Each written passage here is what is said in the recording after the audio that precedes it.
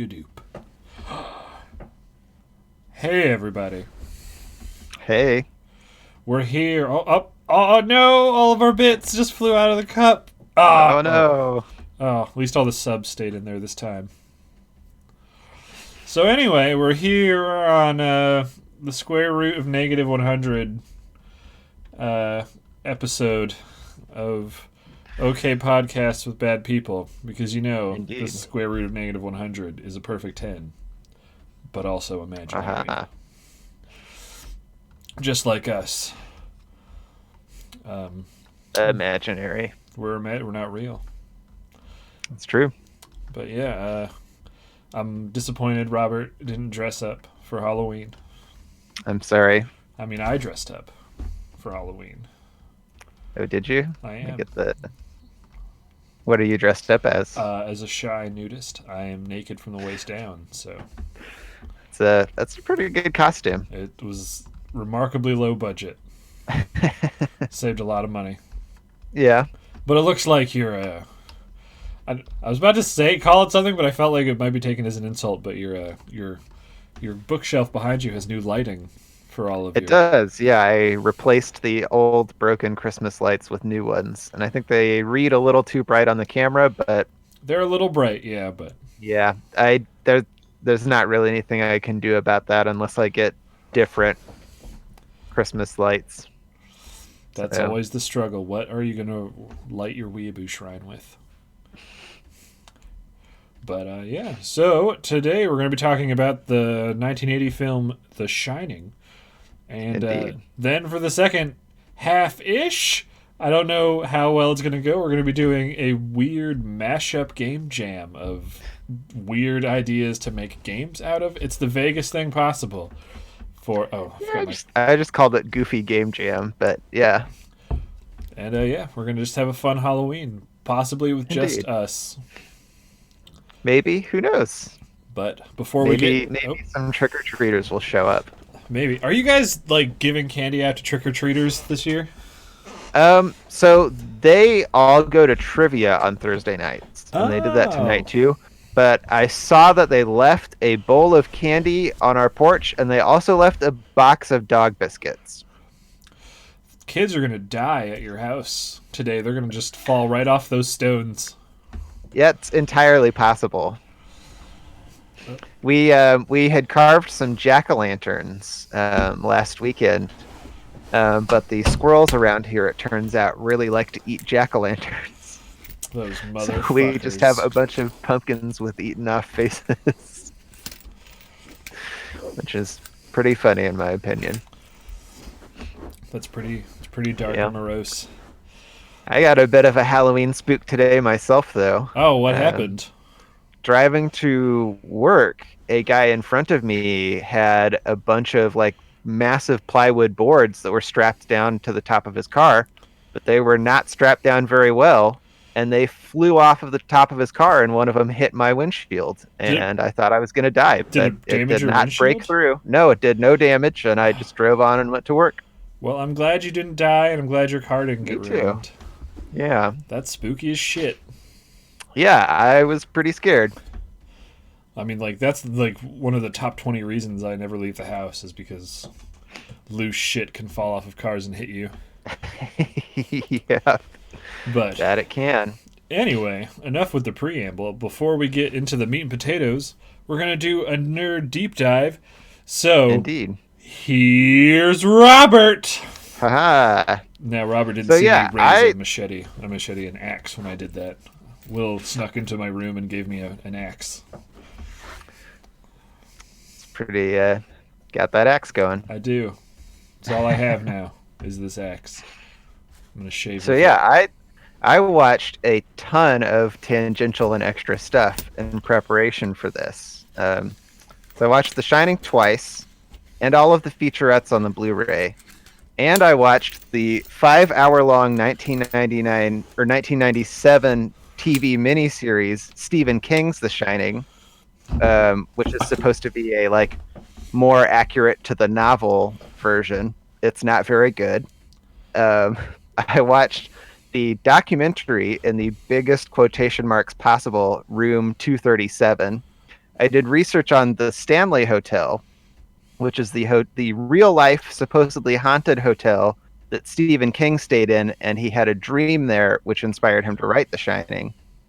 And I watched a ton of YouTube videos, and I reread the entirety of The Shining and its sequel, Doctor Sleep. So what you're saying is you did like a little bit of prep for just a little bit for this podcast, I guess. Yeah, it's been exhausting. I have been doing almost nothing but Shining related things all week long. Hey, Dervik. Hey. Yeah, that's true. I'm not prepared.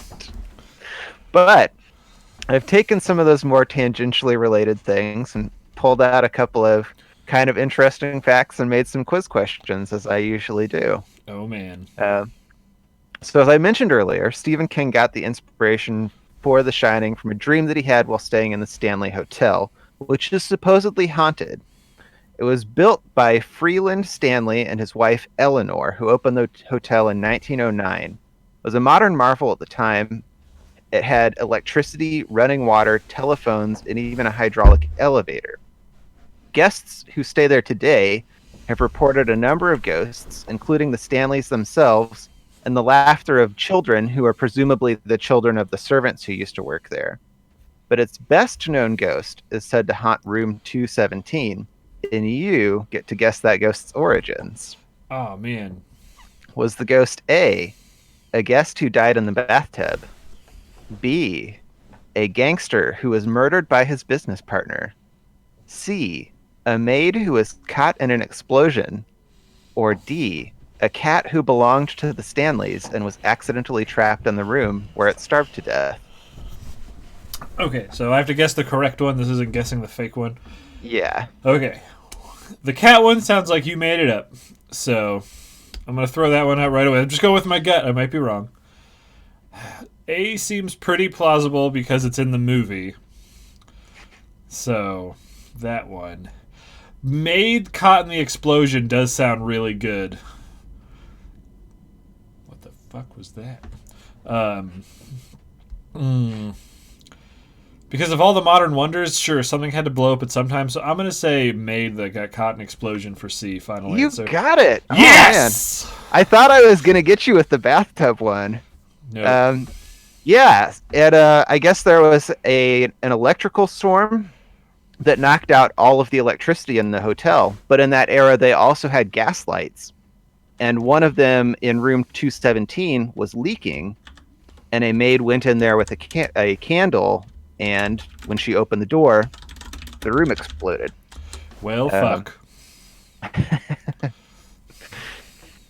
But yeah, it's said that she will unpack the suitcases of guests, throw clothing on the floor, rearrange bedding, turn on faucets, open and close doors, and make a mysterious black hole appear in the floor.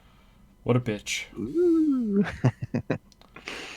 So, our next Shining-related topic is the book itself. And I'll probably talk about some of the bigger changes as we're going through. As we go through. I'm excited for that. Yeah. But there's some kind of small ones that I thought could make fun quiz questions. Okay. So, one pretty notable one is that in the book, Jack Torrance does not use an axe. Instead, he uses an implement from a sport for rich people. So you get to guess which sports implement he uses. A polo club. Is that... Well, that's not on my... okay. I was just hoping to blow your mind, like... Ah! I mean, that would have been pretty great. Sorry, so what's he use this for? Well, I guess I just mean she's being a bitch to other people, not that she was a bitch for getting killed. Sorry, Dervik. I don't mean to dismiss explosion murder ladies, but... I don't know. So, sorry, he uses a sports equipment in the original... So he uses... Instead of an axe, in the original, does he use A, a golf club... B, a roque mallet, C, a lacrosse stick, or D, a dressage cleaver? Okay, I know what a dressage is for. That's for horses. Mm-hmm. What is the roque mallet?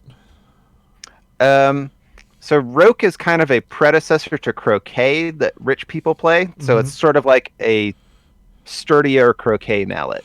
Okay, that feels like the correct answer because I don't see why they would have dressage at the hotel because I don't feel like they'd have horses going around doing shit. I've played a little lacrosse and I've been hit by a lacrosse stick, so he would have to just hit him with the shaft, and that wouldn't have a lot of heft because the top is a mallet. And then the first one, golf club, just seems too boring, so I'm gonna go with roque mallet You're correct. because I was hoping you would catch the joke that I put into the dressage one because I specifically said a dressage cleaver, well, which is not a thing. I wouldn't know if that was like it's called a cleaver, but it's really just a knife that you're used to sharpen. Yeah. So I don't know enough about dressage other than what it is. I don't either. I guess a dressage cleaver could be a real thing, but I just thought the idea. Yeah, Will gets my joke. It's because you hate horses. You should have said it was used on the losers of dressage events. Yeah. Oh man. Okay. You So clean question. the horse when it fails to trot properly. Yes. So, question 2 on the differences.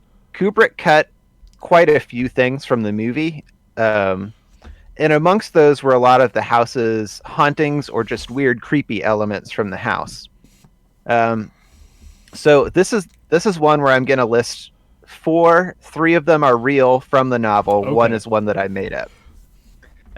So does the original novel include A fire hose that chases Danny and tries to wrap him up like a snake? B, living hedge animals which move, but only when you're not looking at them? C, a fireplace that you can hear spooky voices coming from? Or D, an off-putting cuckoo clock, which features a female character filleting a male character instead of a bird?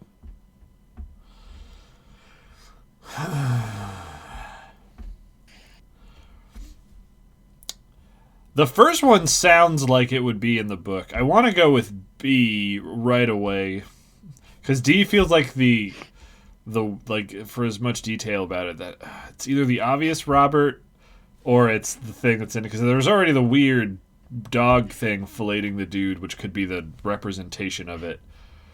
I'm gonna go with the hedge animals that move. Those are in the novel, I'm afraid. Oh, It which was one? the spooky fireplace voices were the ones that I made up. Okay. Yeah, the fire hose that chases Danny is actually the dream that Stephen King had that inspired the novel. Was that he dreamed about a fire hose chasing his son down the corridors of the Stanley Hotel. Oh, I didn't even know Yeah. he had kids. Yeah, he does have multiple children, actually. I honestly didn't think One he of was them married. is currently a writer. Oh. Pretty well-known one at this point as well. Well, I don't know who they are, so they can't be that well known. I don't pay attention to authors, so But yeah, the hedge animals are what Kubrick took them out and turned them into the hedge maze. Partially because he felt they were too mystical, but also because the special effects at the time to like make moving hedge animals look probably not good. very good. Yeah. Yeah, they tried it in the 1997 series and it looks hilarious. That felt so close to the Weeping Angel, so I was just like, I don't think that's it, but it's whatever. No perfect scores today.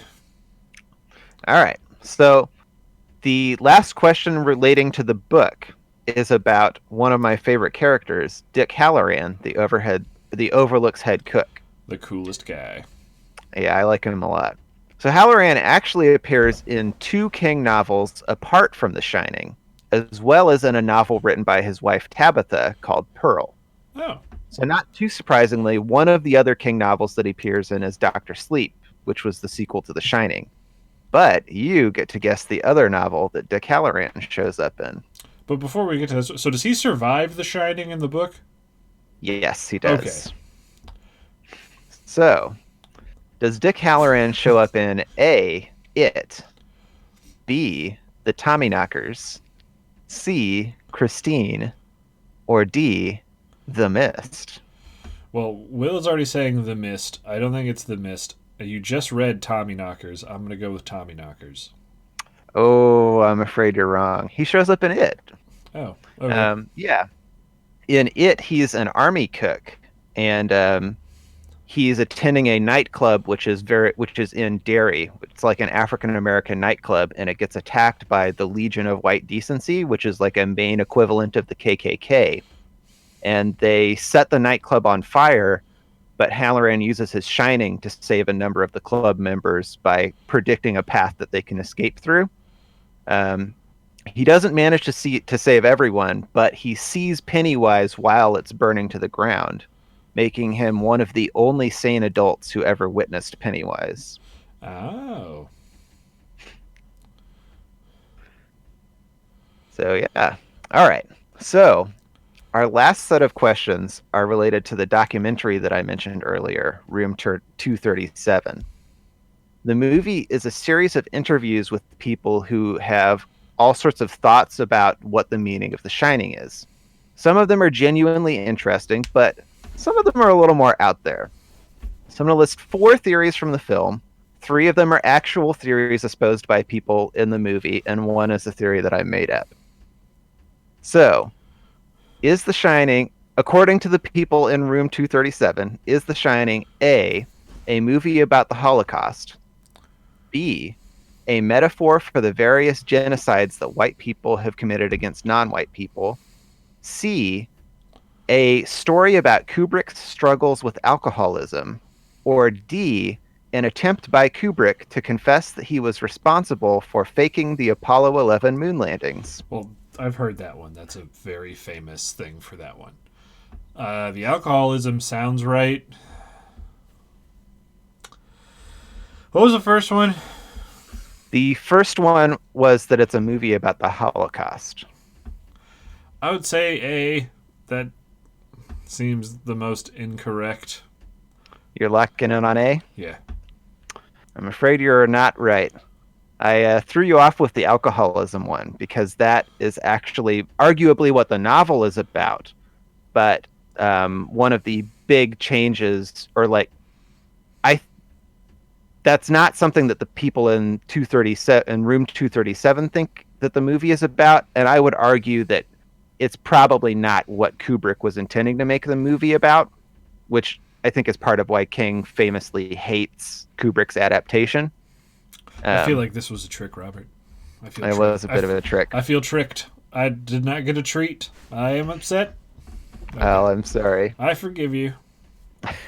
Just remember I have this hatchet. Don't fuck with me, Robert. I'll try not to fuck with you. I'll mail it to you, and then you'll have it, and then you'll have to live with the hatchet. And then I'll slowly go crazy and kill my whole family. Oh, man. Why does King hate the movie?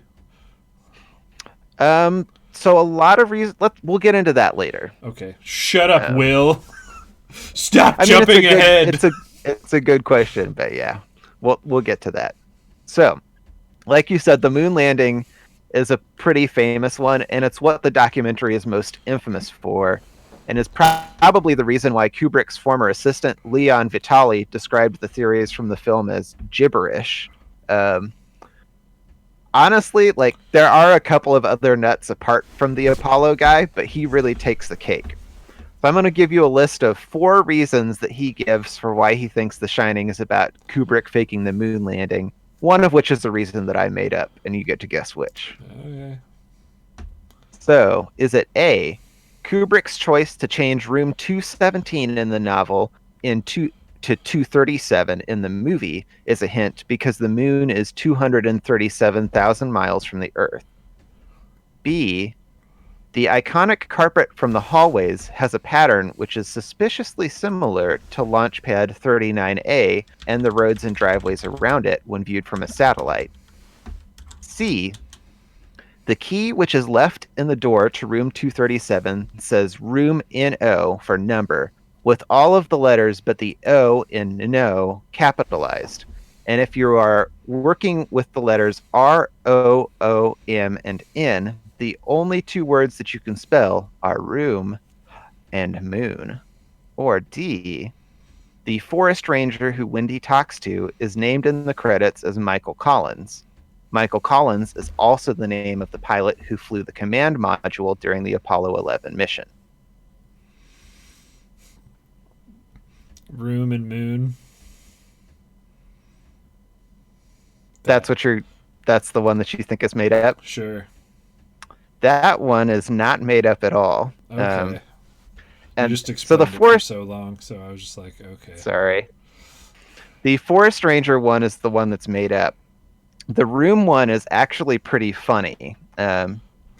Because that's pretty much exactly what the guy says in the movie is if you have the letters R, O, O, M, and N, there's only 2 words that you can spell, which are room and moon.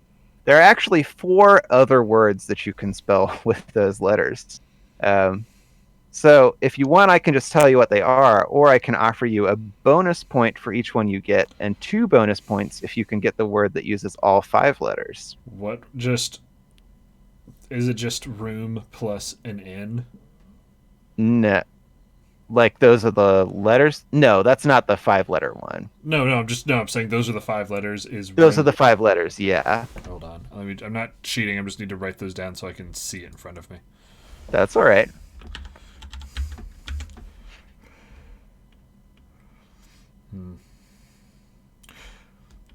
Now, just using any combination of these letters? Mm-hmm. Okay, Nor is a room you Nor? Nor, N-O-R. That's one I didn't get, so there's 5. It's a negative coordinating conjunction, which can only be used when the first star of the phrase is negative. All right, so... well, I learned something new today. ROM, which is also a word in the dictionary. There are 6 words. Okay. Roo, which is slang for kangaroo. 7. Moo, it's onomatopoeia that a cow makes. Yep, that's 1. Mon, which is short for monster, which is who we all want to date because they're beautiful. Everyday monster girl. Okay. I don't really want to go through this all the time, but what are the other ones you had? So the others are no, more, and the one that uses all 5 letters is moron. Yep. Which is kind of funny to me, but okay. Yeah, that's it's our deep dive for the week. All right. The oldest music magazine published in the Netherlands, OOR. So, Robert, it's like you didn't prepare for this deep dive at all. I know. I should have watched and listened to more things. That's why Dervik left. Oh no. It's just us now. In this axe. I tried. I did the best I could. All right. So, let's get into the movie discussion. Indeed. So I believe this was neither of our first times watching the movie. Correct. Maybe these kids going trick-or-treat. They don't have Halloween in Canada. We know this. I believe this was the first time I saw this movie all the way through because I was like, I remember a bunch of this, but then there were parts where I was like, oh man, I don't remember this. Oh yeah? What did you think of it? Overall, it was really good. Like, Kubrick knows what the fuck he's doing. It was a yeah. It was a movie that was never scary to me, but it was just off-putting and weird the whole time.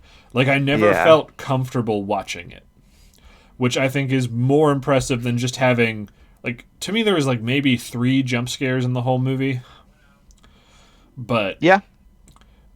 Like, it was it's definitely not about jump scares. That's for sure. It's a movie that made me really thankful that Jack Nicholson isn't my dad. Just in general, like, even if he's not a murderer, I don't want Jack Nicholson to be my dad. I bet he's a super nice guy, IRL. It doesn't matter. He's super fucking weird. And also, I'm just curious, which I don't know if you'll be able to do, is can you tell me any movie aside from Anger Management that Jack Nicholson does not die at the end of? I just like can't think of that. I don't know. I'm not too versed in Jack Nicholson's filmography. Fucking Will came in because I was like, he didn't want to watch the movie with me. His words were he wasn't interested, but he came in during like the last 10 minutes, and his first thing he's like, "Oh, is the main guy from this movie in anything else?" And I was like, "God damn it!" My brain just like exploded. I was like, it's Jack Nicholson. But yeah, I just thought about him like he just dies in everything that I can think of. Oh, never mind. I just thought of another. He doesn't die at the end of Chinatown. Okay, that's two. I'm sure there are others, but just all the ones I can think of, like One Who Flew Over the Cuckoo's Nest, Batman, The Departed. Spoilers for all those movies. He's just dead by the end of it. Yeah. But yeah, it was really well done. It definitely, compared to 2001: A Space Odyssey, it didn't feel as artsy-ish to me. We'll talk about that some as we discuss it. Yay. There are definitely artsy shots and stuff. I'm like, oh, that's a really cool shot. But to me, it felt more just like a really well put together movie. And it was mainly me just waiting for Jack Nicholson to be weird. But yeah, what about you? So yeah, I'd seen this movie 2 times before, and my thoughts on it before were that I thought it was a pretty decent movie, but I didn't like it as much as the novel. And I thought going in that I would come out this time with that same feeling. But I think our discussion of 2001 really changed. Like, I understood a lot more about Kubrick going in this time, and I really loved it. And it's almost painful to me to say this. I think it's better than the novel, though. Take that, Stephen. I know. I love you, Stephen King. But yeah, I think it's better than the novel. And this is one of the 2 movies that we've watched for this podcast that has kicked something off of my top 10 movies list. Do I have to nerd guess what the other one is, or I don't get points? You can if you want. Equilibrium, obviously. It's not. It's not Equilibrium. Was it? It is a movie you recommended, though. Oh, I don't. Hey, Trevor. Movies are never better than the book. Uh-oh. I don't know. The Shining is pretty great. I honestly can't. But thanks for stopping by on your Halloween. I honestly cannot remember what movies I've recommended for this. It was Blade Runner. Blade Blade Runner. Runner was fantastic. I loved that movie. I'm glad. I think about that movie ever since we watched it. Nice. But all right, so sorry. Get back to your thing here. Why it's better in the book. So yeah, I feel like I think this movie does have some thematic underpinnings to it that are pretty similar to 2001's actually, and I think they're interesting. I also really, really love just like the way that Kubrick does everything in this movie. Like, all of his creative decisions are great, and I really appreciate how much more enigmatic it is than the novel. Like, you really get explanations for like what's up with most of the ghosts that are in the novel. You get like backstories, but I feel like the way that this movie withholds information from you makes it more mysterious and intriguing, and it's why there can be documentaries like Room 237 where like more than 30 years after this movie came out, people are still trying to figure out what it means and what it's about. And I just think it's fantastic. I would also say the other thing, which is not about this movie, but which changed my opinion about the novel a little bit, is that rereading both rereading both The Shining and Doctor Sleep for this podcast, I actually think that Doctor Sleep is better than The Shining. So I've heard the initial reviews for the movie of Doctor Sleep are very good, so I'm actually excited to see that now after watching this. I was afraid it would not be great, but yeah, I think the book is fantastic, and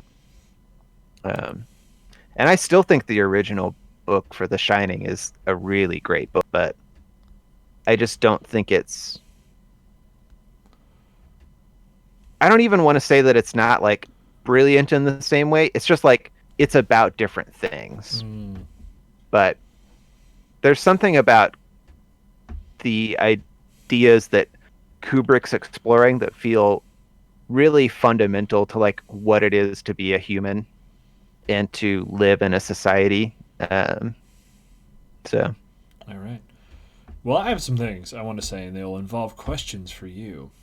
Excellent. And the first question is, given the opportunity, would you want to, if there was a magical, not magical, just a hotel, would you want to be a caretaker like Jack Torrance? Would that be a job that interests you? I don't know. I would definitely see the appeal in it. I think that kind of like I'm a severely introverted person. And like I really like to be alone, but I don't think I would want to be like completely isolated for months, you know. Like I think that would be too much for me. So like if I was a caretaker there and there were like a couple other people there as well, and also if there was internet the whole time, this is exactly what I said to Will. Then yeah, that's a job that I would absolutely love. But like, if I had to do it exactly like the novel, where it's like me and maybe like it's just my yeah, like I mean I don't know. Maybe if you I've never had a kid or a wife. Maybe if you have a kid and a wife who you dearly love, then like I mean, there's plenty of them just outside. You just go grab one. Yeah, they're all out tonight. But then like maybe I would think differently about that. But yeah, I would say like for now I don't think I would want to live the plot of this movie even if you took all the supernatural elements out. Fair enough. Yeah, I was talking to Will and I was like, if I could bring the whole GGWP family and have internet access, that job would be pretty sweet because like you have access to all that good food. Yeah. Stuff like that. But also to everyone who's watching right now, Robert. Yeah, I would go hang out with you and Will in a hotel for. Thank you. A couple of months. That would be fun. Not to pander or anything. Is it all right if I tell the people who are watching what happened yesterday? Sure. Yeah, it was Robert's birthday, so yeah. I felt bad I forgot, so I just wanted to. Oh, that's all right. Offer the chance for anyone else to say happy birthday to Robert because now he's a true adult now. Something like that. Thank you, Trevor. We appreciate you being here. But indeed. The thing that I had forgotten about the movie is from what I remember of the movie, which ended up being wrong as far as I can tell, is I thought it was a story about like a normal just a normal happy family that gets fucked up by spooky shit and then Jack Nicholson tries to kill them. But watching it now, it feels like Jack Nicholson's character was always an asshole. Yeah, or at least there's like always that seed inside of him of like rage and violence. Yeah. And like the hotel really plays upon that. And brings it out of him and makes it overcome him. Okay, because like the moment I was like, oh, I think Jack Nicholson is a bad guy, like just from the get-go, aside from him being played by Jack Nicholson, was when he goes to the bar and he's talking to Lloyd and he just refers to his wife as the sperm bank. Yeah, that's a pretty gross description. That made me so like I'm not a super PC person as anyone who's watched this has been. Like I'll make jokes as everyone makes jokes, but hearing someone refer to another person as a sperm bank made me and especially their own wife. Exactly, just made me so uncomfortable that I was just like, oh, is he just a dick? Well, there's also like, so I would argue he's already being acted upon by the hotel at that point. But like, there's places even earlier in the movie where it feels like, even though he's not aggressive or violent at the time, there's like just the hints of it in his performance. Like, after he has the initial interview with Ullman and he calls Wendy, like the way that he talks to her feels really dismissive, and it seems like he's just talking to her because he knows that he has to, you know?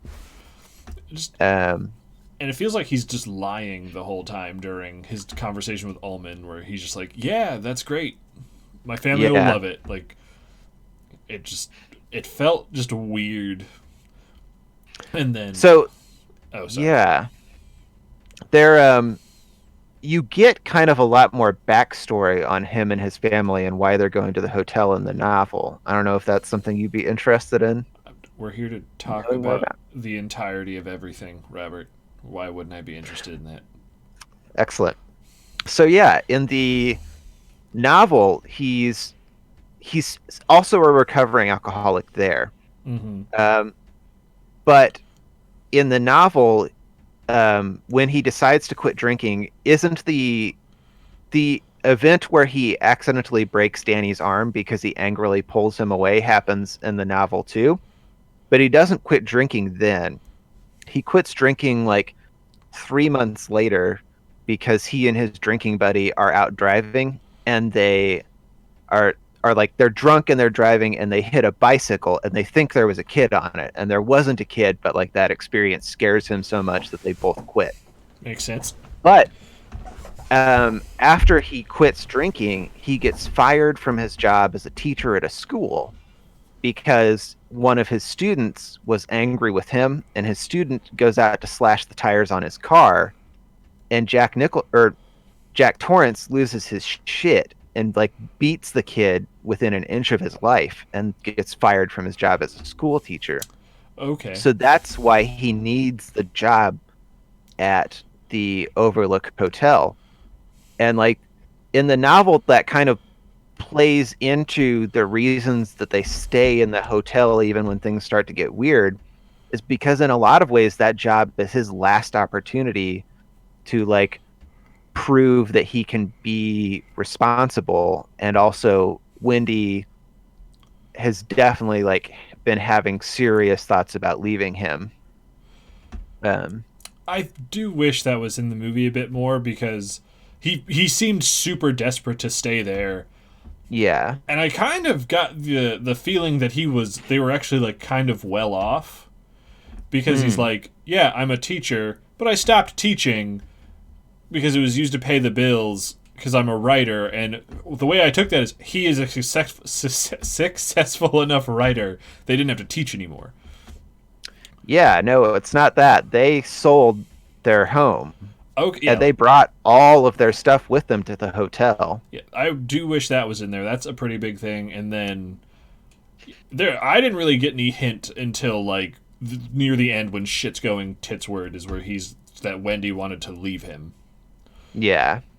She seemed to defend him pretty intensely with like the care worker person. She's like, it's just a normal thing that happened that dislocated my son's shoulder. It wasn't weird, and he's all better now because he doesn't drink. So I do think her character in the novel or in the movie has been changed somewhat from the character in the novel. One thing that Kubrick said regarding her character in the movie was that he really wanted her to be a kind of needy, codependent character. And he also wanted her to be a character who loves her partner more than her partner loves her. Well, that she and did. So, like, yeah. Nailed it. Indeed. Not to shit on anyone because she has done more in her career than I'll ever do in mine, but I could not stare at her enormous teeth. Like, that was such a thing that I was like, oh. And by a chance, because I don't know, because you've done a shitload of researches. Has she in anything else after this movie? So she did have a bit of I don't know what she was in after this, but I do know kind of famously this movie was the last big thing that she ever did. Thank you, Will. That's a dope emote. Indeed. Where'd you get that? Sorry. I think it's 3 emotes. Oh, is it just like 2 hands and a cake? Yeah. So yeah, her oh, that's like dope. I think all of the performances in this movie are really great. But like part of the reason for that is that Kubrick really, really pushed his actors. Yeah. And the way that he treated Shelley Duvall is like kind of infamous. And it's like one of the reasons that I feel like, as much as I love this movie, there is a part of me that feels a little bit conflicted about loving it. Because like the relationship that Kubrick and Duvall had is so infamous. And I don't like the thought of a director mistreating an actor and putting her in like a terrible headspace. And she, I think, has had a lot of mental issues over the years and sort of, I think she retired in 2002. And I know she showed up on Dr. Phil's show at one point in time. I haven't watched that, but it's supposedly a pretty weird um, episode, even by the standards of Dr. Phil. Um, but yeah, Do you have any examples of like what he did? Because I don't know this. I just know he is notorious for being very pushy for his actors. So what exactly did he do? so I one thing he's pretty famous for is that he will do a lot of takes. Um, Mm-hmm. and like on The Shining, sometimes that would go into triple digits. Yep. And like the reason that he does so many takes is that he really wants to like the actors do their initial takes and they're like pretty good, and then they start to get tired and they're like kind of bad, and then you keep pushing them further and their performances start to become like kind of unhinged and they're doing weird things, and oftentimes it's those later takes that he'll use. Hmm. And I think he really pushed Duvall in that way, but he was also really, really dismissive of her performance on set. And like part of the theory for why, or part of the, I guess like something people have theorized about why he was so dismissive to her on set is that he wanted to keep her in that headspace of being like abused and shat upon. Um, and like, I get that maybe you get a really great performance out of like constantly telling your actress that like she's doing a bad job and her performances are bad and she keeps fucking everything up, and like can't you just get your shit together, Shelley? But like at the same time, she I don't know, like she gives an incredible performance, and it makes me sad to think that like maybe she had genuine mental issues as a result of like having spent almost a year working with Kubrick and like every day getting pushed to the point of like giving bizarre unhinged performances, and like every day having Kubrick tell you what a useless piece of shit you are, you know? Shelly, if you end up ever stumbling upon this video on the internet, I apologize for saying your teeth were distractingly large. Well, You're a person. I I did not find her teeth distracting. I I think I thought she was really beautiful and is a really unique actress. She I definitely liked wasn't her ugly, but performance a lot. teeth are something I definitely stare at because there's mainly because the thing I had pointed out to me is there's so many times like in movies their teeth are impossibly clean. Hmm. Like in like when people are playing cavemen or post-apocalypse movies, teeth look really clean. So Yeah. that's why I started staring at them. And then when she just would smile, I was just like, wow, Hmm. her mouth is So very like noticeable. something that I was going to touch on later, but that is maybe related to what you're saying right now, Hmm. is one of the filming elements that Kubrick brought to this movie is that he used an extremely wide angle 18 millimeter lens. And that had a couple of effects on the movie. One of those is that it makes all of the background spaces appear enormous. Like it really, really blows up how huge they are. For example, the hedge maze, it looks like it's like 12 feet tall or something, right? I would say it's 13 feet tall, yeah, in the movie. Yeah, but it's the actual hedge maze set was only 8 feet tall. Oh. So that's like a pretty big distortion in terms of how big it looks. Hmm. And that has a huge effect on like all of the spaces in that movie because Kubrick wanted to really emphasize the isolation and how like alone they felt and how small they were in comparison to the hotel. But he also uses that same lens for the close-up shots of the actors. And what that does is it kind of elongates the face and distorts it in weird, subtle ways that you're not necessarily consciously aware of, Hmm. but that create like a kind of subtle uncanniness. And so, like, I have no way of knowing if this is like actually what's going on, but I think it's entirely possible that like part of why Shelley Duvall's teeth look kind of big in the movie is because the lens that Kubrick is using deliberately like makes her face look bigger and kind of weird. Huh. I mean, that makes sense. But all right, that was just the only real like thing in that movie. I was just like, oh man, her teeth. My next question is because books and movies are different things. I'm assuming the endings are pretty different. Yes. How does You want to? I So know yeah, we're skipping ahead a bit, but it was just some things I had big questions of. yeah, that's all right. How does the book end The first? the way that the book ends, Jack goes crazy and goes on the rampage and chases his family around the hotel. And Danny has also summoned Halloran with the Shining to come and save them. Hmm. Halloran gets up there, and Jack knocks him out with the Roque mallet, but it doesn't kill him.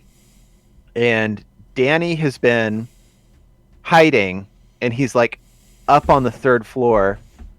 Um, Wendy's down there and gets Halloran back into like a state of being awake, and Danny gets kind of trapped on the third floor behind Jack. But one thing that's going on in the novel that they don't really do in the movie is that a big part of the reason that the hotel needed a caretaker is because it has a boiler that they use for heating. And the Hmm. boiler is a really old model that doesn't have its own safety release valve. So it Ah. needs to be manually taken care of. And Danny kind of like traps or kind of like lures Jack back into this corner and then reveals to him and like at this point Jack is more the hotel ghost than he is like Jack himself. Hmm. But Danny reveals to him, I guess first there's kind of a redeeming moment for Jack where he's got Danny trapped, and then like the Jack personality who's the father comes back and like holds the hotel off for a little bit. And then Danny tells him, "Hey, you forgot to dump the boiler." And the ghosts like flip out and are like, "That's priority number one." And they run off to go down to the boiler room to try and release it.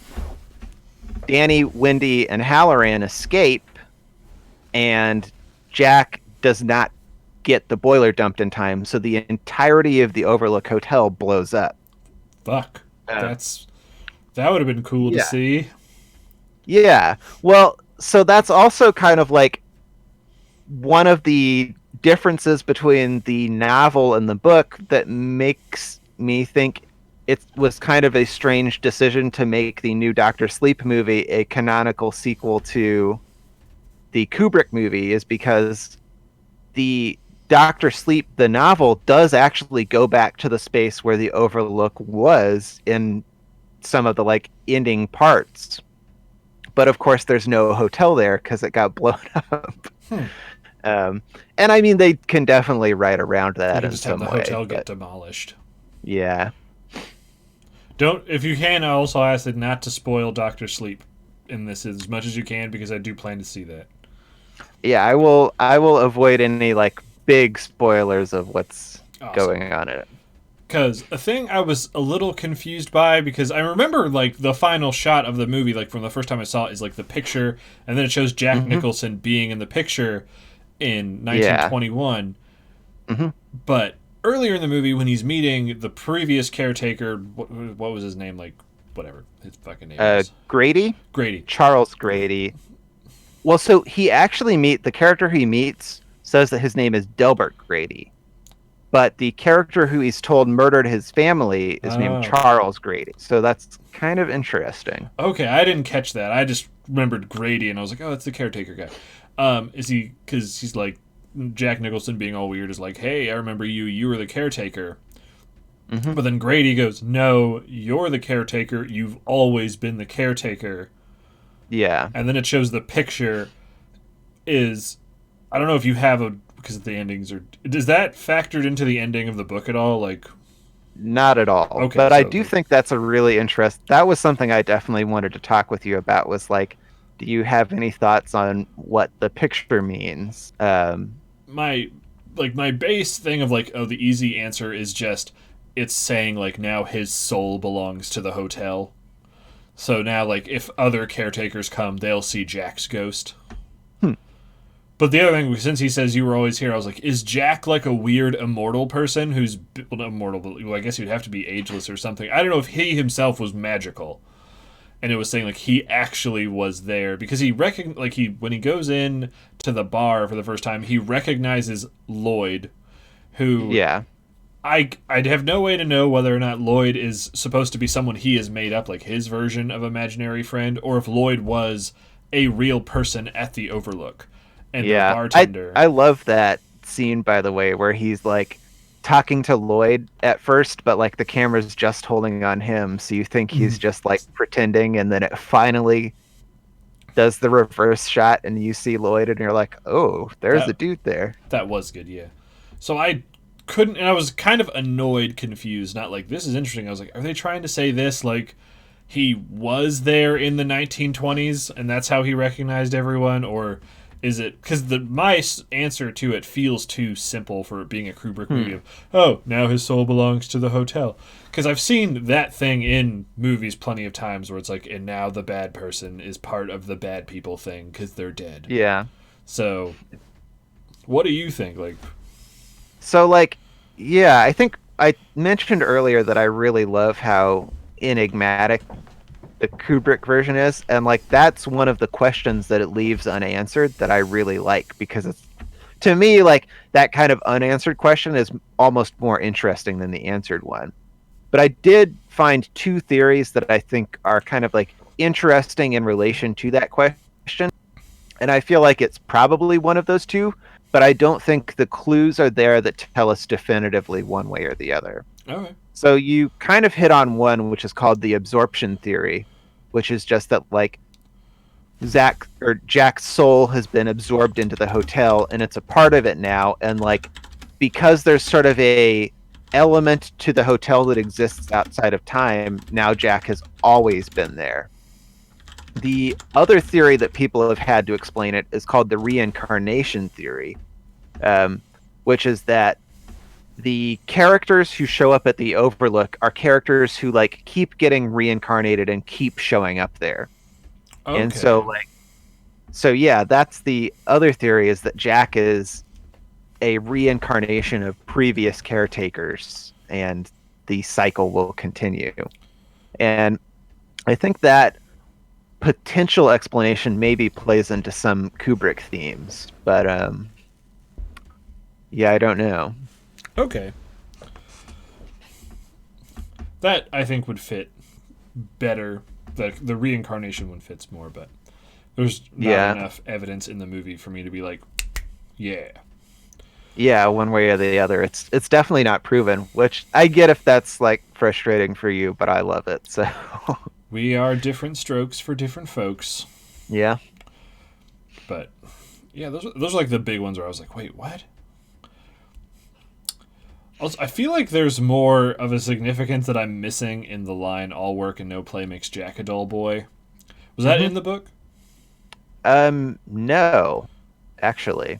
Okay. So in the book, instead of that being what happens in the book is that Jack is there to write a play that he's been working on, or he's there to finish a play. But as he gets taken in by the hotel, he finds a scrapbook in the basement of the hotel Mm-hmm. that's full of all of these seedy details about the hotel's past. And Ullman, the guy who hired him in the book, is kind of like a real dick to Jack. And like when Jack shows up for the interview, Ullman's basically like, your friend who made us hire you for this job says that we have to hire you, but I don't think you're the right guy for the job.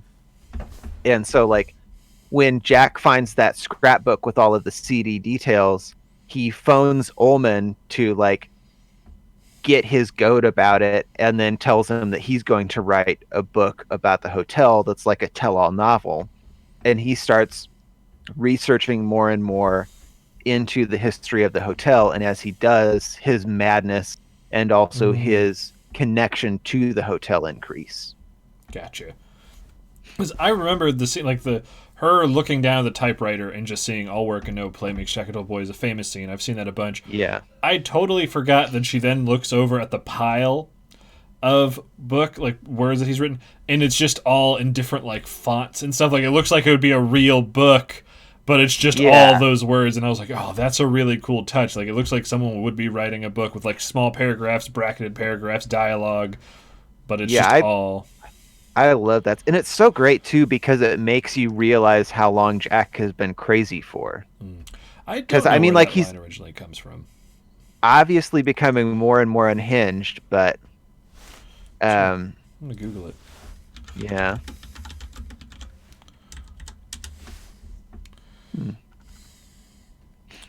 All work and no play makes Jack a dull boy is a proverb that goes back to the 1600s. Oh, okay. There we go. Everyone's learning stuff today. Indeed. I'm trying to think. Did you have any particular favorite shots of the movie you wanted to talk about? So there are a lot that I liked actually. One that I really, really loved is in a scene kind of earlier in the movie where it's Jack and Wendy and they're in the bedroom, Mm-hmm. and the camera, like you can see Wendy on screen, but you can see Jack in a mirror. Mm-hmm. And the camera like slowly zooms into Jack in the mirror. And I love, like, it's such a cool way of like showing that something is wrong, but it's just like subtly wrong at that time. Because I know it sounds weird because you don't know it's a. From what I remember, you don't know it's a mirror at first. Because Yeah, I think it's that's that right. way, and then when she walks in, she's suddenly on the other side coming in, and you're like, "What?" And then and then it zooms back a little bit, and it's a mirror, and I was like, "Oh," and I was like, "Oh, Kubrick, Yeah. that one was good." That one's great. I really like the shots where they're following Danny around on his tricycle. Yes, that was one Those, of my of course, favorite. are also pretty iconic. One of the things that I learned was that this was one of the early adopters of the Steadicam, Mm. and Kubrick actually hired the guy who invented the Steadicam to come in and help him work on the movie. But there's a lot about this movie where just like he's moving the camera and following characters, and it just like gets you involved in the space of the hotel, and oh, it's so great. I think yeah, your cup is see through. I think my favorite shot was Ghost Cup. It was when all three of them were driving back up to the Overlook. It was after their conversation about what the Donner Party was, which made me feel really stupid. Is I didn't know the Donner Party existed when he says covered wagon times. I thought it was a more modern thing. I thought the Donner Party was and then he's like that. I was like, oh fuck, it was that long ago. I thought it was in the 1900s, but no. Is then when it zooms back and there's just like the wisps of fog and stuff coming down off the mountain. Because it's all real. They don't have CGI back then for that sort of stuff. Yeah. And it's just like that sky view of them on the road. I was like, Yeah, oh. it's really great. I know they did use some fake fog actually for this movie. Kubrick really wanted to like emphasize how cold it looked when you were outside. So they would actually like in the scenes that are outside in the snow, Mm-hmm. they'd like pump the area full of fog. But because they were shooting genuinely outside, they could only do those shots on days where there was like no wind whatsoever. Because if there was, then it would just carry all of their fog away. This movie also had a lot more nudity than I expected, which wasn't something I expected to talk about going into this movie. Because normally, like, who gives a shit? Nudity's everywhere. Yeah. And usually when there's nudity in a horror movie, it's the two teenagers fucking before they get murdered by the dude with the axe outside their window. This is a much more disturbing use of nudity. Well, the first one that I noticed that I was like, ha, like, it made me laugh was in is it Holleran? I feel Holleran, yeah. his bedroom where he has the two posters of the Yeah. like the really like pretty black ladies with the huge afros. I was just like, oh my god, that's just over your like bed. That's super weird, and it made me chuckle. But yeah, then when the full frontal nudity of the woman coming out, that was, I think, a really good example of like, I know there's a term for it and I can't think of it, where it's like a sudden dramatic shift of like emotion that the audience is feeling towards horror that makes the horror more intense. Like I love the example of stuff being very funny and then immediately something horrible happens, and your body has to jump from the mountaintop of ha ha ha to the valley of oh fuck. And that like change in emotional elevation hits really hard.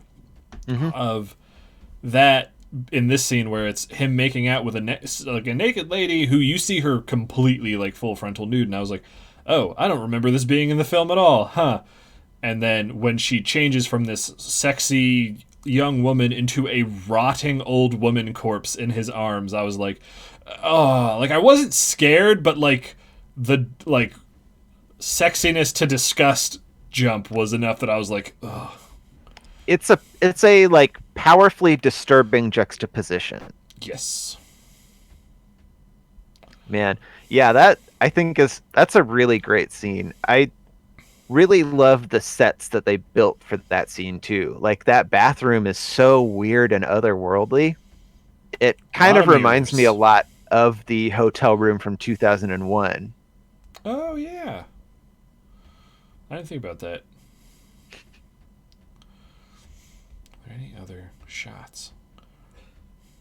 So I'm trying to think of like the other jump scare because I would kind of call that a semi jump scare of just suddenly decaying woman in his arms, and you're like, oh, that. Yeah. The flashes of when you see the twins murdered, and then when Jack kills Halloran with the axe, where he just jumps out and goes, ah, and hits him in the chest. Another Halloran scene that I really liked is the one with Danny and Wendy, where he's like showing them around, and they enter the pantry, and you start to hear, like, I love the audio in this movie too, the sound design, where it starts, and like, you start to hear that like subtly weird noise, and it kind of builds and builds and builds, and then like Halloran's voice fades out, but you can see him still talking, and then he says something completely different from whatever he's saying with his lips to Danny. Like, I thought that was a really cool way to represent like how talking through ESP would work, you know? I will say the when he gives him the tour and he shows him all the meat and all the food they have access to, that's what sold the job for me. I'd be like, yep. If I could have the company I wanted and then internet access, this job sounds fucking sweet. I can cook up all of those steaks and legs of lamb that I want. All right. I'm going to bankrupt you motherfuckers. And then you can eat all the Oreos. That was a shot that made me laugh, is when she locks him in the pantry. That was actually going to be my second thing, that if I was willing to put more effort into doing a costume for this bit, is I was going to dress up like Jack if he was locked in the pantry too long. Because that's all of my fatness. Yeah, there's another shot that I really loved, is that shot where Jack's just been locked in the pantry and he's like up against the door, and the camera is like shot from below him. It's fucking fantastic. Yeah. But I just like the fact that Nixon, like, it shows all of like the tubs of food he has gotten into while he's in there, and there's just like an open thing of, it looks like mustard, like it's a condiment, and then he just has like an open thing of Oreos, and I was just like, what sort of pregnancy craving bullshit is he doing in there? But yeah, that was one of the scenes where I really noticed, because I guess he did it a bit, where he did his little Jack Nicholson mannerisms when he was like, I have a little surprise for you. You gotta go check on it. Check it out, Wendy. And he just kind of licks his lips and then like drums on the door really quick. And I was like, oh.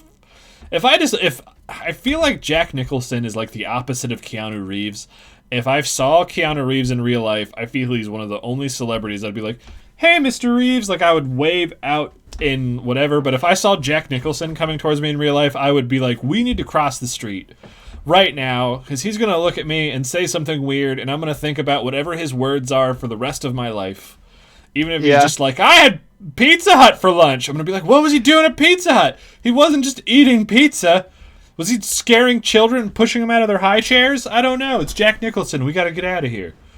But anyway. So one of the special features that's on the Blu-ray is Jack Nicholson pushing kids out of high chairs? Yep, that was it. Yes! So it's the making of documentary that they shot for this movie.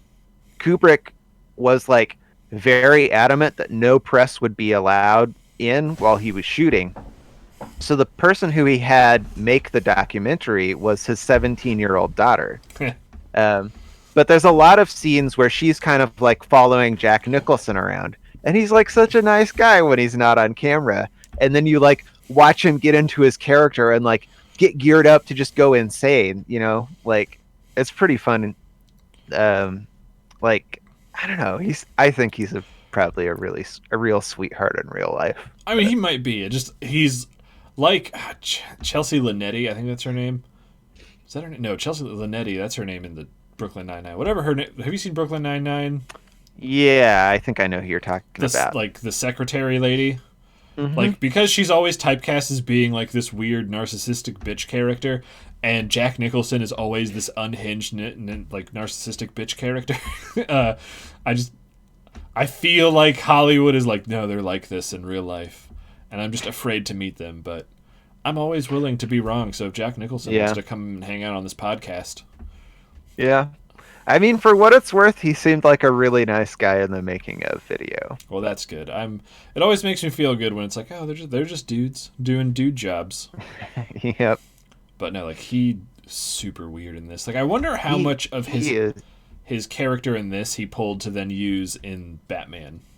When he played the Joker. Yeah, I need to watch that sometime. I don't think I've actually seen the Tim Burton Batmans. They're pretty good. Yeah. Okay. Yeah. Did I have anything else that really stuck out in this movie that I was like, oh, is it? I can't remember if it's true or not. Probably should have researched it, but I figured I'll ask Robert all my questions because he knows everything. Was the line "Here's Johnny"? Was that improvised by Nicholson or was that in the script? I think I remember hearing that as being a famously like ad-lib line. I think that's probably an ad-lib line. Because that was like almost certainly one of those things where like he had to have been through like 80 takes or something before they got to that take and was just like trying crazy shit to see if it would make Kubrick happy at that point. But yeah, it's pretty great. It was good. Like it's one of those things where it's like I don't understand the reference. Is he just saying his name? And then my dad's like, no, it's a reference to I guess the Ed McMahon show. That's how Ed McMahon would introduce Johnny Carson. That's how it is for the old talk shows. He'd be like, here's Johnny, and then yeah, I mean he does like a couple of other references while he's breaking down doors because he does like a three little pigs thing too. Mm-hmm. That's the only other one I can realize. He goes like, Wendy, I'm home, and then he just gets in there. I do remember the first time I ever saw that scene from anything was in a GIF where it was Willy Wonka, like deep faked over him chopping down the door, and then it's just all the screaming children from the thing, and he's like, "You get nothing!" And then I was like, "What is this from?" And then I was like, "Oh, this is a horrific movie that children should never watch." Yeah. Oh man. Well, I think I've used up all my gas on this movie. So, what else did you have that you wanted to talk about? So, I guess like the one big thing that I think is left to maybe touch on is the idea of like, is this movie about something more than just being a spoopy horror movie? And I guess like, so when we talked about Room 237, I touched on two theories that seem fairly related, or at least like can potentially be thematically related, which is the idea that it was a movie about the Holocaust or the idea that it was a movie about white people committing genocide against non-white peoples. Okay. And a case that I heard a lot of people making for this movie is that it's really a movie about the cycles of violence that people go through and about the way that violence from the past can encroach on the present, and like how that's sort of what the real haunting is the violence from the past coming back to haunt us. So like there's definitely nothing conclusive to say that's what this movie is about. But there are a lot of little things, some of which you definitely have to read into to like say it is this or it isn't. But there's things like, if you remember so one is the tie-in to Native American culture. Yeah, there's a couple Like, references to that. yeah, so like they say at the start of the movie that the hotel was built on a Native American burial ground, Mm-hmm. and go even further to say like while they were building the hotel, they were actually having to fend off Native American attacks, because like obviously they didn't want a hotel built over their burial ground. Makes sense. Um, but then like there are scenes in the movie that can kind of be read in certain ways. Like, you remember the scene where Jack is in the big hall and he's He's like throwing throwing the a ball ball against a against the. wall. Well, it's not against just a wall. It's against Yeah. the mural. I was like, hey. Yeah, so it's like kind of a disrespecting of Native American cultures.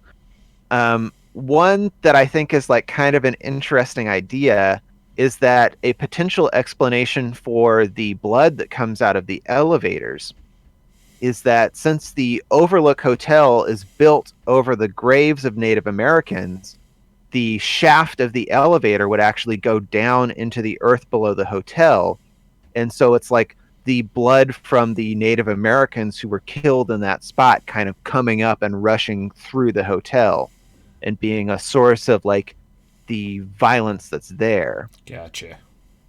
But then also like the movie, of course, also has more overt themes of violence from the past coming back and echoing itself in cycling, like the fact that Jack essentially recreates an earlier murder that occurred in the hotel, or even things like the conversation about the Donner family. Something that I saw a lot of people pointing out is that this film is constantly bringing your attention to various historical acts of violence like that. So yeah, I guess I felt like those ideas felt to me very related to 2001, where like one of the most popular readings of 2001 is that it's a movie about the cycles of humanity, especially as relates to the way that human cultures have used violence. Hmm. And so like maybe that's just one of the big themes that Kubrick's interested in, and it would definitely make sense as a theme for him to bring into The Shining and express through a horror movie. That is pretty interesting. I couldn't really get. You'd have to read into it super weird, I think, to like get the Holocaust thing. Yeah. Yeah, the some of the like things for the Holocaust one was the typewriter actually. So in the original King novel, let me see if I can find this in my notes. In the King novel, the typewriter was like an American model, but in Kubrick's version, it's a German model. Oh. And there's kind of a relationship to the mechanical way that the Germans went about committing the Holocaust, and like maybe some implications that the typewriter is like sort of a reference to that.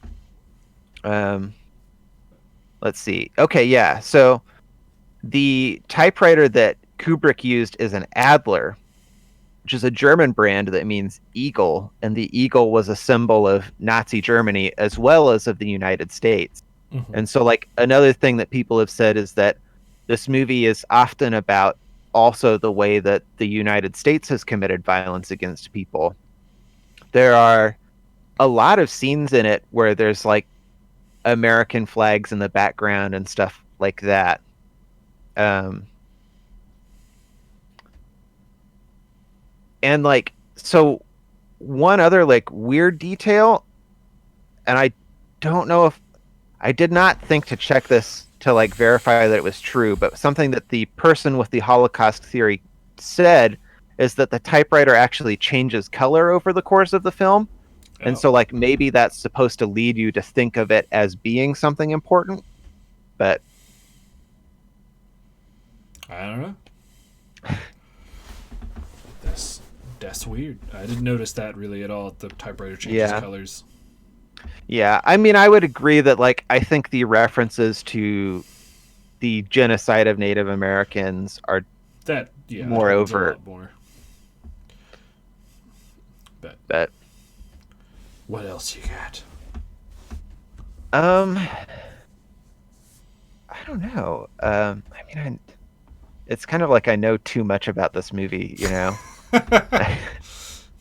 This was the first time that I actually did not have the time to read through the trivia because I was doing everything else up to the last minute.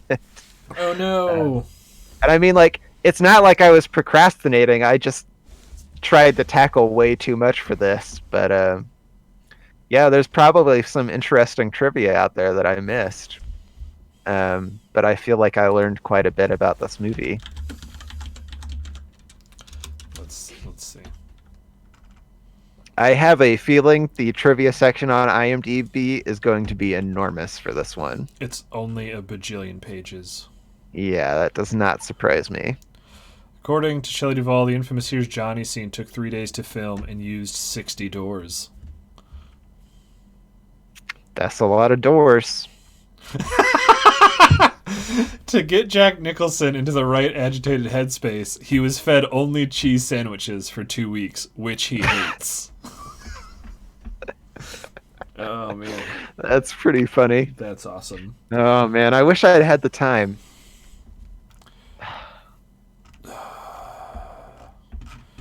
Jesus Christ. There's so much. Yeah. Yeah, I do that almost every week. Granted, this one's probably exceptional, but I read through a lot of trivia every week for this podcast. Oh, I got through it all. There we go. Yeah, I'm going to take a look at the list myself. Yeah, see if there's any.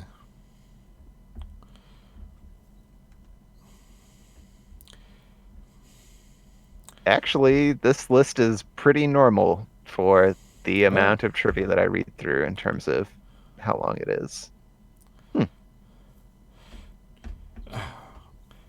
So Stephen King would have preferred Jon Voight as the actor? No. Definitely Jack Nicholson does a much better unhinged crazy person than Voight. Yeah. All of the act. Even the kid in this movie I thought was really good. Danny Lloyd is his name. Yeah, he's great. It's sort of, that is a funny thing, is that he actually did not learn he was in a horror movie until years later.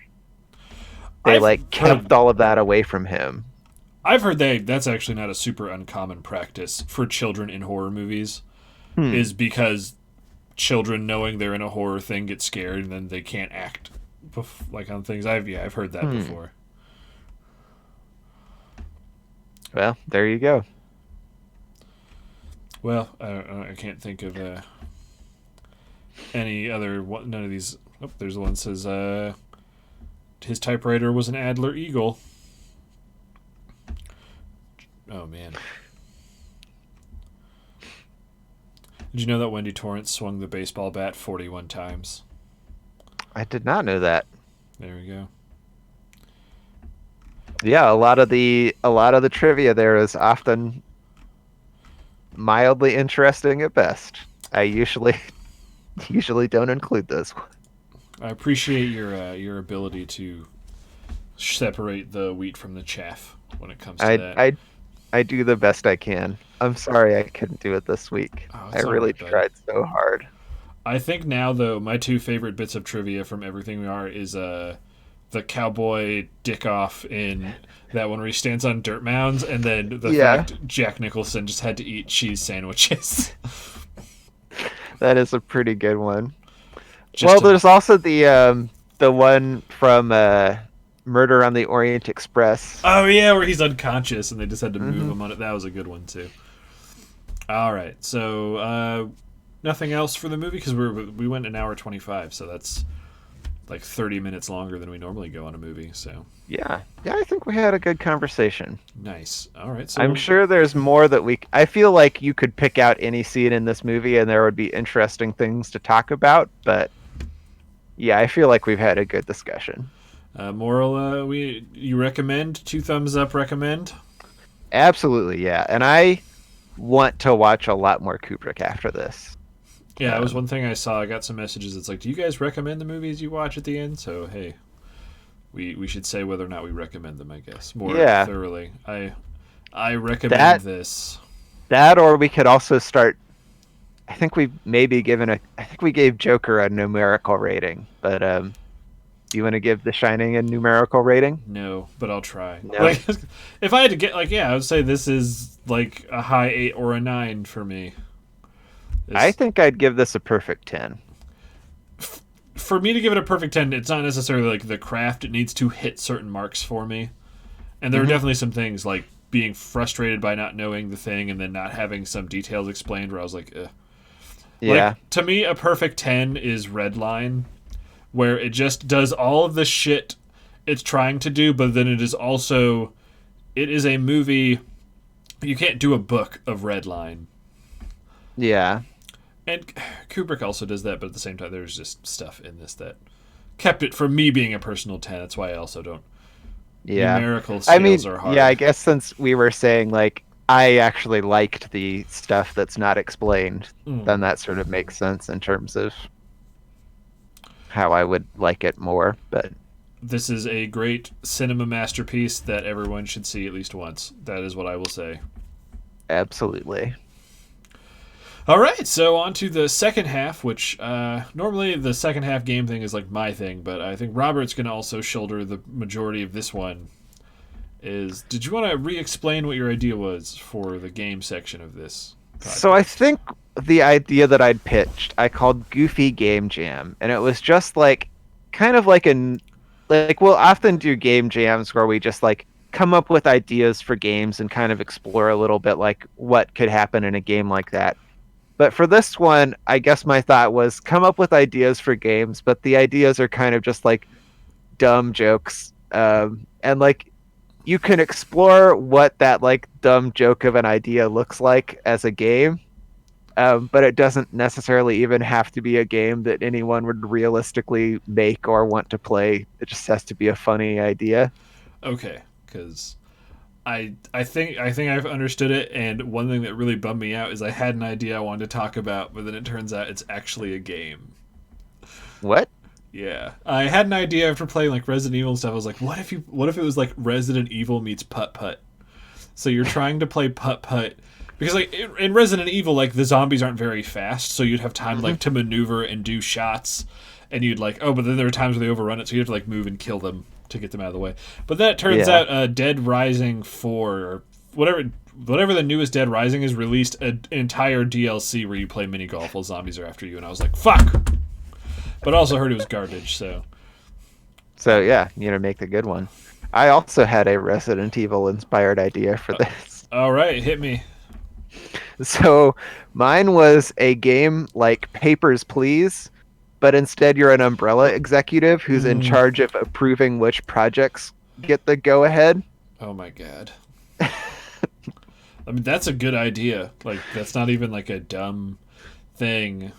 I mean, it's like both. Like, it would be a fun game to play because, like, the projects that people come up with in the Umbrella Corporation and then they go ahead with them are, like, so objectively stupid and dumb a lot of the time. Like, I will say one thing before we talk about this too much. As soon as you brought this up, like 8 ideas hit me that I think what you have in your brain could actually turn into a real game. And I'm just like, do you want to hold off talking about it so we don't steal it? But like, to give you like an idea, like what I think you mean is like, yeah, there would be a balancing act of, is this thing for sharks that are also meatloaf grenades viable financially, doobly, and does it also like hit our weird egomaniac boss's sweet spot of like, yes, we built the hamburger grenades.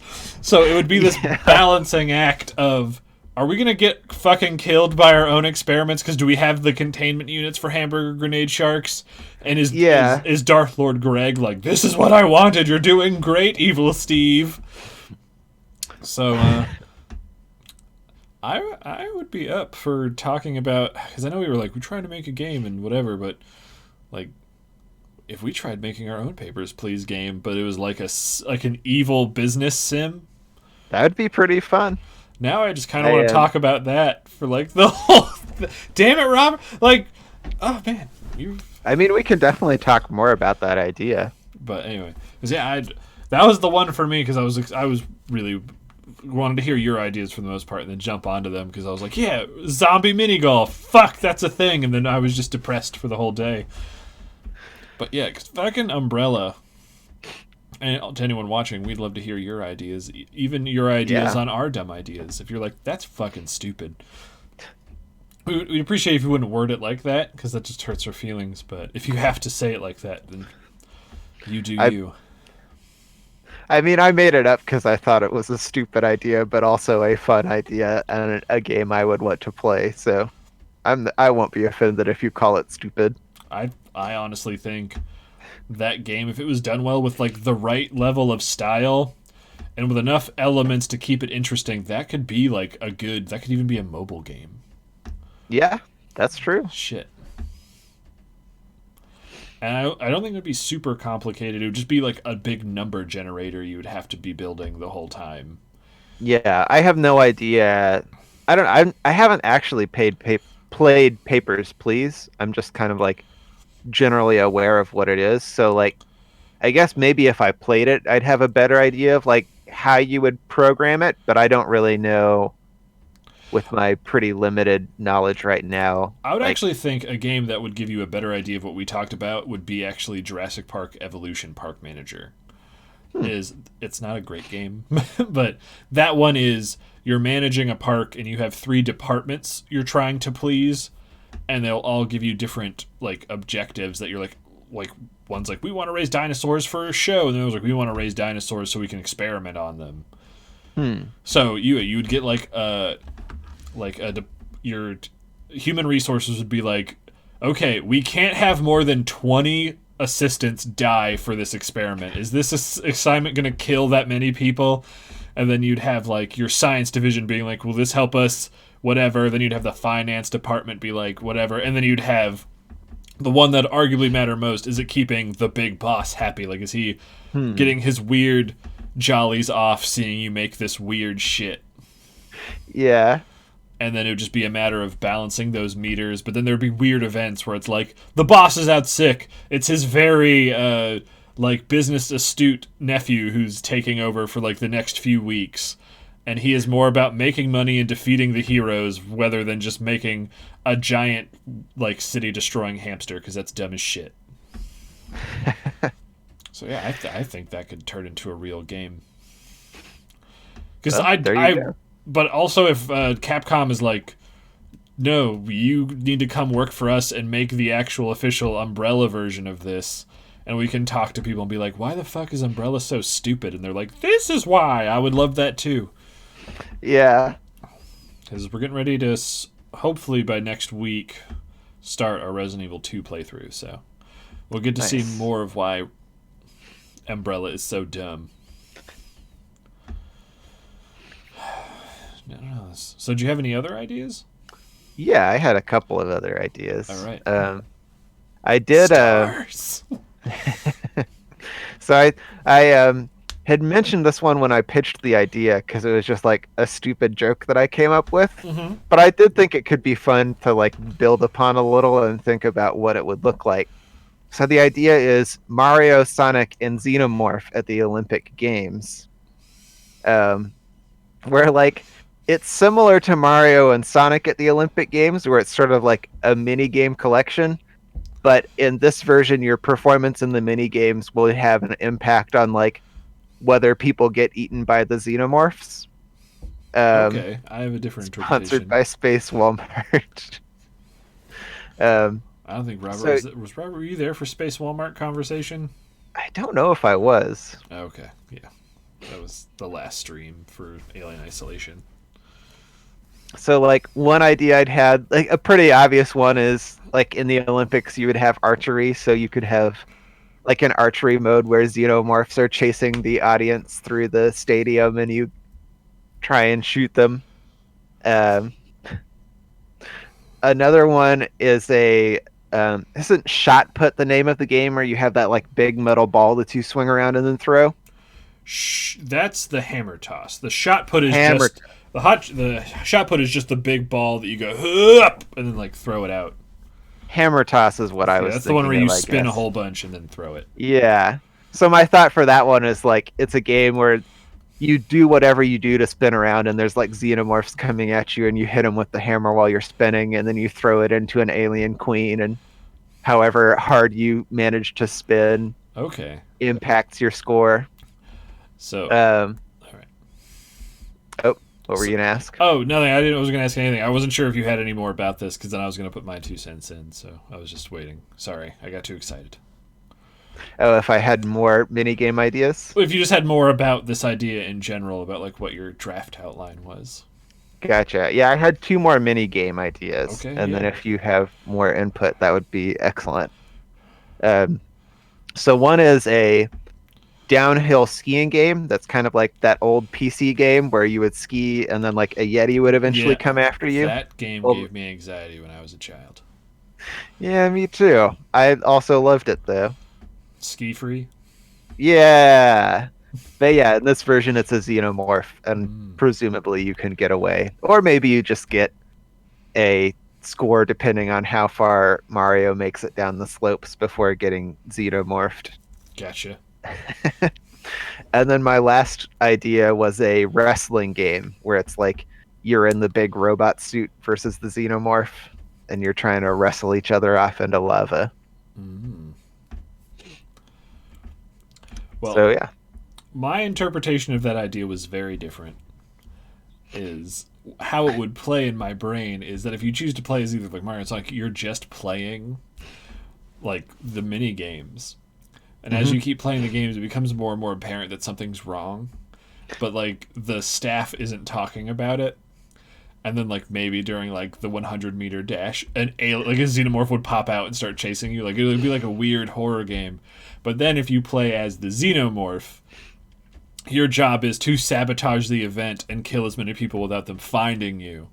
And then you bide your time, and then you have the moment where you hit the button, and then the screen changes of you. Like, it shows all the people running, like, yeah, we're having a good time! And then you just suddenly spring onto the track and start just decapitating tails. And everyone's just like, oh my god! And then you run off, and then the rest of the events, because, like, we still have to do... We can't stop. China's here. We have to keep having the Olympics, even though there's a killer monster. Oh man, that'd be pretty great too. Uh, And spooky time. Speaking indeed. of spooky time, did you get your copy of Luigi's Mansion? I did, yeah. It's Oh, dang. right here. I have not got to play it yet, but I do have it. I'm excited to get started. I'm excited for you to get started as well, because I want to hear about it. Okay, you said you had another idea. What was your other one? Yeah, so my last one, I had like I wasn't sure what the best version of this idea is. Mm-hmm. So I came up with 3 different versions of it, but I think there's maybe a better version than anything that I came up with also. Which is a twist on, do you remember that old N64 game, Hey You Pikachu? Yes. Where you had like a microphone and you would talk to Pikachu. So I liked the idea of replacing Pikachu with something goofy. I had 3 ideas. I don't think any of them are like home runs, but I think somewhere out there is the home run idea version of this game. So one is, hey you stereotypical Brooklyn guy, where it's just like, I'm walking here! yeah, you just have to like, You'd be like, Tell hey, him to Brooklyn do guy, and he's like, stuff you that- talking to me? yeah. Okay. That could be pretty fun. One is, hey you Gilbert Gottfried. That you would have to have some sort of mental fortitude to be able to withstand that game for very long. Yeah. And then the last one is actually an augmented reality game called Hey You William, where you have a drone and you follow Will around and you yell at him to eat ranch. All right, we'll put that up on Kickstarter, and we'll get that funded. You're welcome, Will. We're all Oh proud of man. Will. Well, But yeah, I don't know. Are there any other good Hey You games out there? Hey You, where it's actually an introspective tool to help better yourself or fall deep into Ooh. the throes of clinical depression. So it's a game where you ultimately win or lose by whether or not you live or die. You're telling yourself to get motivated, and you're feeding yourself in virtual reality. Yeah, Um, that one could also be an augmented reality game with where a like you drones have the following glasses you. on and there's a drone, so you're seeing yourself in the third person, and then you're You have to yelling at yourself play. like, "Exercise, you dumb fuck." Could you imagine trying to control your body from third person? It would be pretty difficult. Oh my god, I'm just trying to think about how that would work. Oh no. Once we have money to fuck with that sort of thing, that'd be something fun to try. Yeah, for sure. That would be like if you had the money to try that sort of thing, that would be And run into stuff. a like yeah, really fun. You could definitely set up like a fun set of games that we all had to play but in third person. Make it an obstacle course. Make Will do it. We put down 3 bottles of milky white liquid, and he has to find the one that's not ranch. Yeah. But he's not allowed to zoom the drone in. He just has to. Oh, they're all different white substances. I mean, it could even be like someone else controls the drone because he's got to control his body. That's true. Yes. I'm realizing that Will isn't responding because he's probably playing Assassin's Creed Odyssey right now, so he doesn't even hear us plotting against him. Well, that's his mistake. But we're going to take his lack of a no, I refuse as a tacit yes, I accept. And this is on the internet now forever, so it's Yep, basically legally binding. indeed. Hey, talking about which, have they announced a new they've announced it basically like everyone's like, yeah, it's going to be a Viking one, and they're using clues and stuff that has what they've used to find out what all the other ones were. So yeah, it sounds like it's going to be a Viking one. And then that will be the end of this trilogy, and then they'll see what they do after this. But one other idea I had, which reminds me of conversations we had when we went to high school together, is it's a sports game where you play football on the middle grass section of a NASCAR. That is a game that we all made up in high school, isn't it? So yeah, you're trying to play football in the middle, but then people can drive, and then they can drive through the middle of the thing and hit your characters. So it's the most extreme version of Blitz, since Blitz isn't a franchise anymore. Yeah. And they are trying to bring back the I would play XFL. that game. And there's always the Fun. ARF bonus. Yeah, gotta go for the ARF bonus. You actually, now people would get really mad. It's like you're actually just playing, unless the dogs were also driving the NASCAR. Is it's just Jerry Rice's dog football, but you can run them over with NASCARs. Oh man, they put that game on Steam, but unfortunately, it doesn't have multiplayer. I was gonna say if it had local multiplayer, at least when they released that beta, we could play it online. Yeah, yeah, like it would be fun to play as just like a goofy game on I, stream, I but would definitely since it's play. only single player, That's so dumb. yeah, Jerry Rice's dog football, everyone. If you have a Wii and you're like, but I don't have any games for it, look in the dumpster behind the nearest GameStop and you'll find a jewel, a diamond in the rough. Man, can't really think of any other dumb ideas. This was a very short conversation for this because now my brain just keeps yeah, thinking about ideas for the evil mastermind simulator. I'm just like, fuck, I think that could be like a game. Like when yeah. I do think people would play that. I would even try that out. there's not any like mechanics or graphical things you'd need to like you have to play with a controller, so it can be played on a phone. Because that's where the money is. That's where it's all mobile, baby. Yeah. All right. Hey, Mr. Perp. Thank you for stopping by on Halloween to say hi. Indeed. We're talking about dumb game mashup ideas, if you have any of them. We are. We've Clown Howard. We've had murder football, which is only slightly different than normal football. Xenomorphs at the Olympics. Mm-hmm. I'm just trying to think of like what would be a really dumb setup for a weird.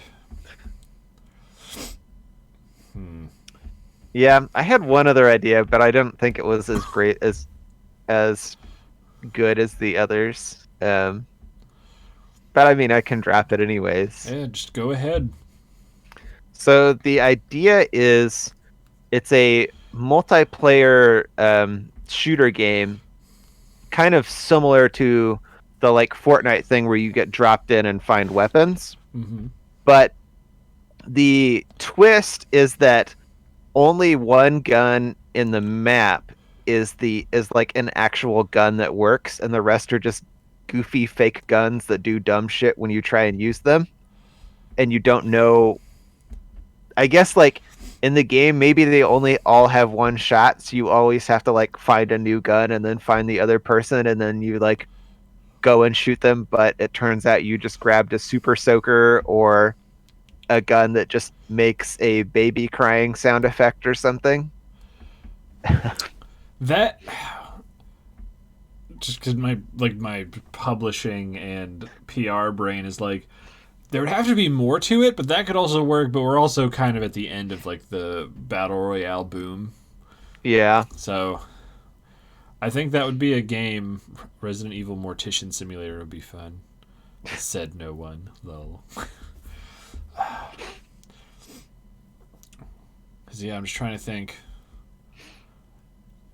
Because that is a very interesting thing. Where it's like every gun has one shot, so you can't ever really test whether or not you have it. So it's like, oh god, I see people. I mean, I think that's a good idea. I just don't think it would sell unless we had some other crazy hook. It would be a thing that would show up on like the front page side panel of PC gaming.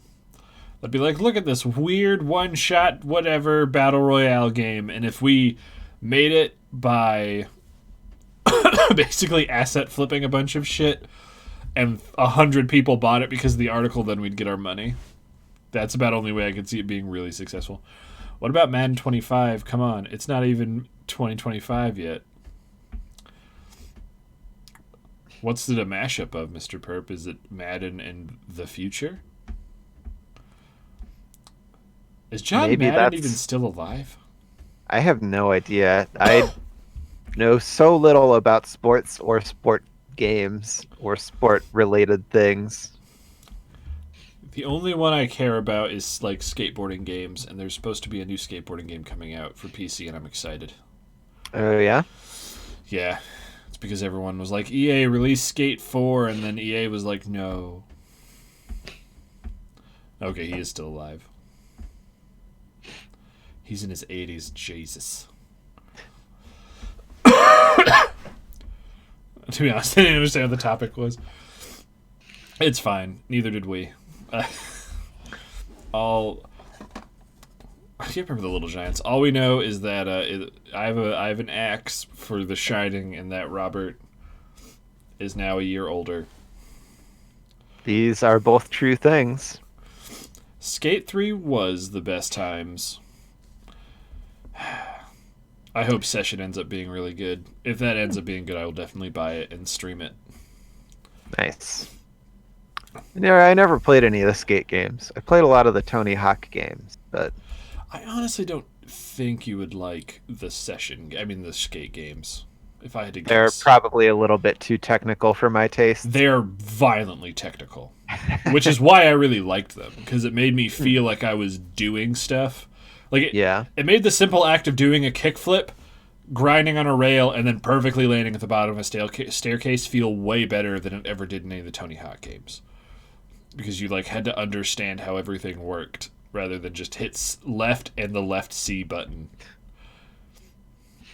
Don't get me wrong. I would love it if it won't happen anymore because the Tony Hawk licenses run out. I would love a sequel to American Skateland, or was it American Wasteland? Whatever the Wasteland, maybe. But that game was awesome, and I love it. If that was ever re-released on Steam, I'd buy it. But I don't know. I actually kind of liked the level-based format of the like earlier ones, but I just like. Wow, my throat's really dry. See, it's funny you say that, Metal Gear Solid 3, but skate themes. You could play as Snake in Tony Hawk Pro Skater 3, and you could play on the tanker stage as Snake. There you go.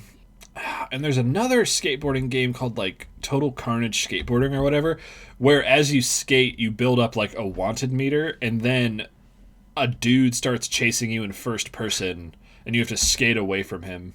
That's the joke in the game. That's what happens if you go off the tanker. I think they do go skate. But, oh man, we just need more skateboarding games. That is true. That's a genre that I'm sad kind of died out. A post-apocalyptic skateboarding game could be a cool idea. Yeah. There's lots of interesting settings that have not been explored. 'Cause they almost always just do like an urban place, right? Mm-hmm. Like, you could do a cool one in a crazy sci-fi place too. Mm-hmm. Could do a cool skate game in an umbrella facility where there's zombies everywhere and you got to skateboard off their face and do a kickflip. Because I know like one of my dream projects, which I've talked about with Will for years, is a larger-than-life open-world skateboarding game called Neon Burner.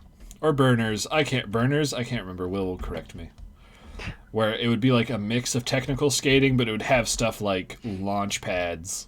So it would send you like flying over the top of skyscrapers and stuff. And it's something we've just talked about, and I'm just like, oh man, that'd be cool to make, but meh. Well, I don't have any more ideas. And we're hitting the 2-hour mark pretty soon. Yeah. We had a good long The Shining discussion, so that makes up for it somewhat, maybe, if this was not as long of a discussion. Yeah, the gaming section like never is. But we got that cool idea out of it that we can talk about more in the future. So that's what was really worth it. There you go. There you go. That's the joy of the game jam. Indeed it is. But we'll say to everyone, thank you for stopping by today. We really appreciate it. And we hope I'm always happy when anyone feels like stopping by to watch these. This is one of my favorite parts of the week, is doing this podcast. You definitely missed The Shining. Sorry, Mr. Perp. I mean, this will go up on YouTube eventually. I know that's not the same as watching it live, but... And you can be the second person to watch it on YouTube after whoever just keeps watching. Our mystery viewer. They haven't watched the last couple. Oh, no. We lost him. We're going to raid into Snazzy Bastard in a second, but I just want to say thanks for stopping by and hope you have a safe and happy Halloween. Indeed. And we'll see you next time. Oh, wait, we need to figure out what the fuck we're going to do next time. Oh, yeah. Hold on, everyone. My recommendation for the film was going to be Guy Ritchie's Snatch. We brought that up. Okay. Yeah, I don't really know what that is, but I'll... Sure. Do a podcast about dummy thick characters. Is that what the video game section is going to be? The thickest characters in gaming? I mean, we certainly could do that. All right, there we go. That's the placeholder right now. Is Yeah, I mean, I don't know. Did you have any thoughts on what to do for the gaming section? No, nothing's really happened that I'm like, oh man, I want to talk about that. So if we just want to, yeah. Oh, the other one I had was our biggest gaming waifus and husbandos. Could do a hybrid of gaming waifus and husbandos, and also just characters who are dummy thick. Would that please the perp?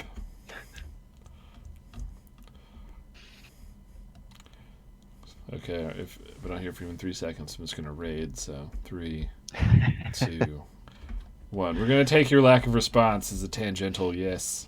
All right. So anyway, from everyone here at GGWBP, Yep. see you next time. Bye. Bye. In 10 more seconds, I forget how rating works every time. So one of these days I won't fuck it up, but not this day. Yeah. Bye.